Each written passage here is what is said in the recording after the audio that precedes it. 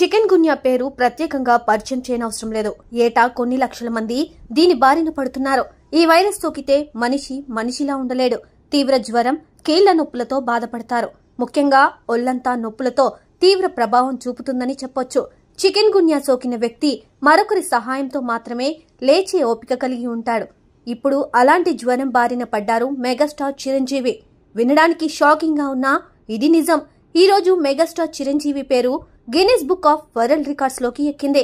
22 September 2024న megastar Chiranjeevi Konidela భారతీయ చలనచిత్ర పరిశ్రమలో అత్యంత సక్సెస్ఫుల్ సినీ నటుడిగా, డాన్సర్ గా గిన్నిస్ వరల్డ్ రికార్డ్స్ గుర్తించింది. 1978లో మెగాస్టార్ అరంగేట్రం చేసిన రోజు కూడా సెప్టెంబర్ 22. మెగాస్టార్ చిరంజీవి 46 ఏళ్లలో 156 సినిమాల్లో 537 పాటల్లో 24,000 డాన్స్ మూమెంట్స్ చేసి ఈ రికార్డును సొంతం చేసుకున్నారు. ఈ విషయాన్ని బాలీవుడ్ స్టార్ హీరో అమీర్ ఖాన్ తో పాటు Guinness book of world records ప్రతినిధి ప్రకటించారు.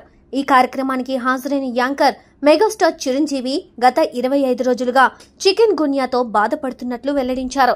అయితే ఈ రికార్డును అందుకున్న క్రమంలోనే ఈ వేడుకకు హాజరైనట్లు వెల్లడించారు.